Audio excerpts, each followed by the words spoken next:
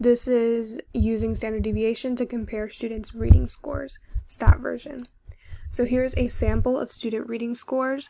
So the data set is originally 1,000 rows, so 1,000 students, and I took a sample of 50 students. So it is still a big data set, but at least it's, very easy to manage. So those are the sample students that we took. Here is a distribution of the student reading scores. So we have the reading score here at the bottom, and then we have the frequency, or how many times it shows up in the sample. Now the question we want to answer is, how did the students perform in their reading class relative to each other? Now what we want to do is we want to find something to compare the students' reading scores to, and that's going to be the average. This is supposed to say reading score.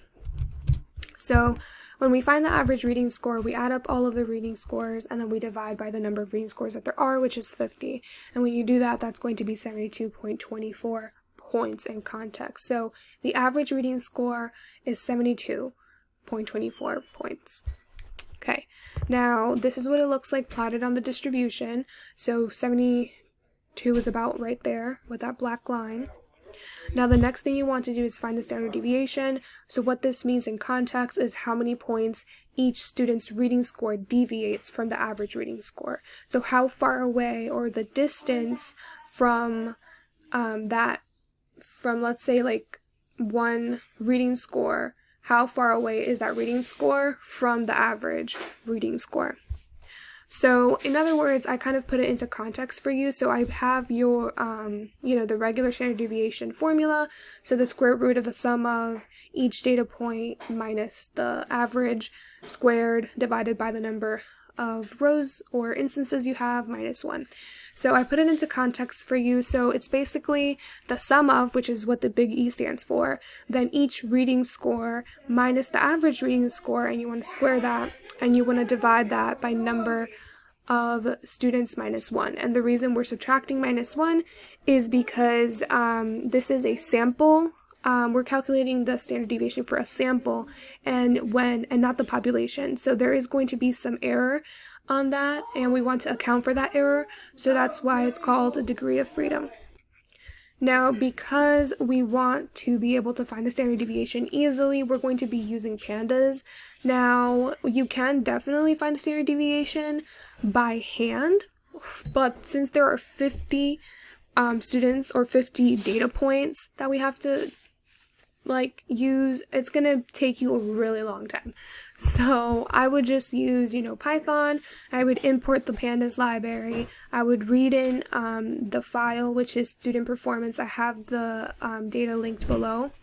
And then I would take the sample, right? And so for you, it's going to be a different sample, but because obviously it's going to take a random sample, but I set that sample equal to a new data frame or a new variable to sample df, and then I took the standard deviation of the column that I wanted to take the standard deviation of, which is the reading score, and that gave me 14.35 points.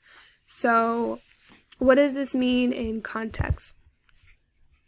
This means that this is supposed to say reading score.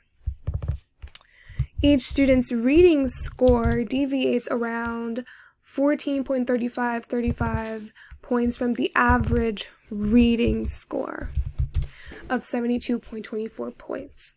Okay? So using that information, I have here a little table. I like to call it my STD table. Sounds a little wrong when I say it out loud, but I just call standard deviation STD. Okay, so that's what we mean by that. And basically, you start with the average in the middle, and then you want to go one standard deviation above, one standard deviation below, two standard deviations above, two standard deviations below, and then so on and so on. And by doing this, you can actually use the plot that we're going to create with that to describe the location of certain data points relative to each other, which is what we want to do. We want to describe reading scores relative to other reading scores. So we want to describe their location. So how good did they do compared to other students? How bad did they do? Or did they fall within average? So using this skill that we're going to use is going to help do that. So here we already have the average plotted, 72.24. Now, when we add one standard deviation above the average and one standard deviation below the average, which is, again, 14.3535, we get those. What you see in the plot is basically what we just did. We added one standard deviation above and one standard deviation below. Okay, and note that when I'm saying I'm adding 14.3535, I'm actually adding this whole number.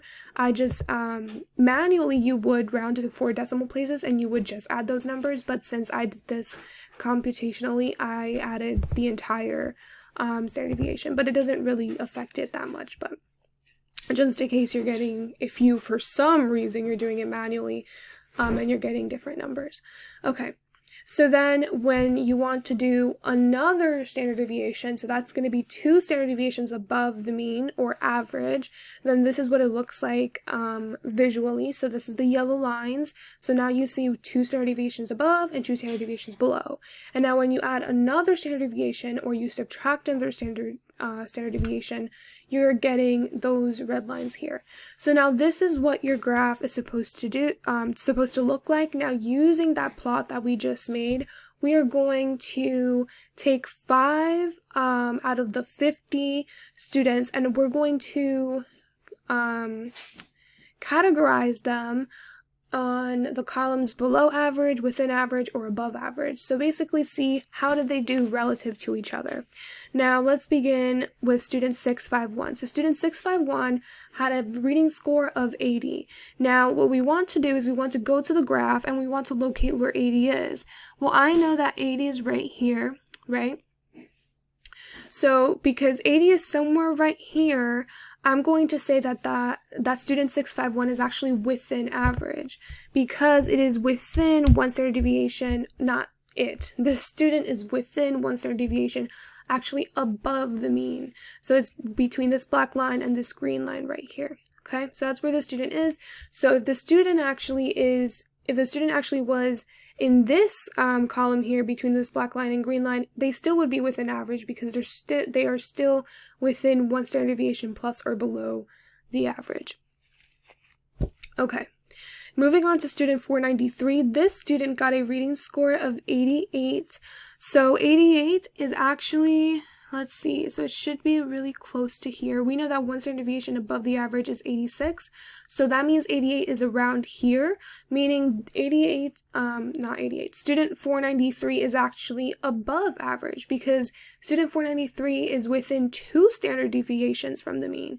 So they are actually right here, right? They're right here. So we're going to place student 493 in the above average column. Student 925 got a reading score of 64. Also, student 854 got the same. So 64 is about here.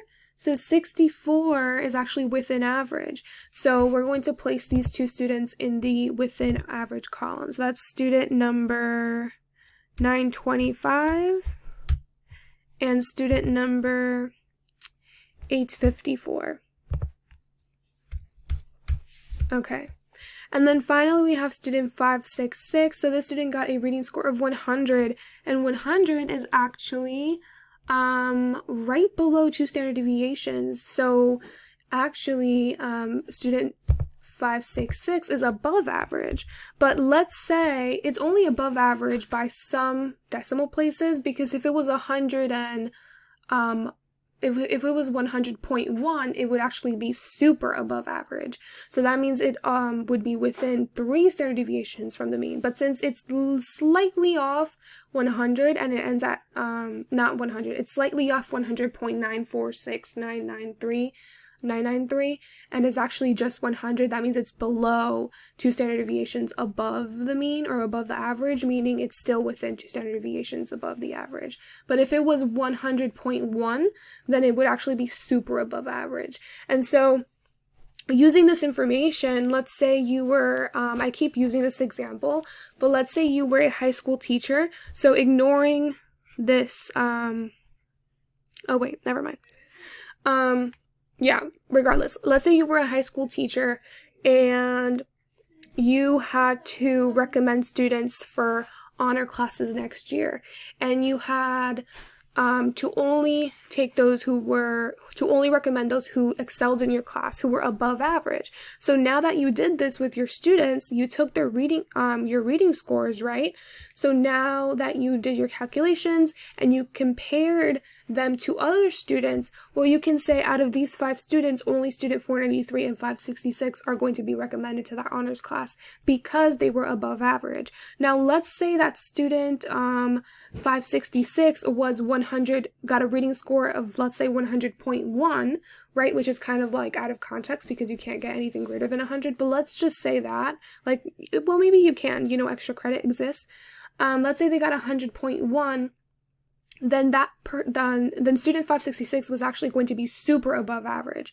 So let's say something happened where this high school teacher could only recommend one person, right? Like they needed to cut off students and they could only recommend one person.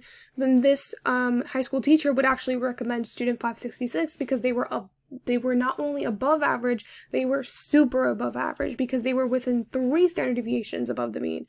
But unfortunately, student 566 fell short of that, apparently, because they were only within 2 standard deviations above the mean because they only got just 100, which actually makes sense, right? Because it's 100, but let's say, scores went over 100, then that would, just to put it in context, that would help you use this data better. Anyway, yeah, still in something, a student who would be below average would actually be 2 standard deviations below the mean. So that would be below average. And then super below average would be, if they were between this red line and yellow line, that would be 3 standard deviations below the average. So yeah, thank you for watching the video. Hope you understood. I will be doing more of these because these are actually super fun to do. And yeah, thanks for watching. Have a great day.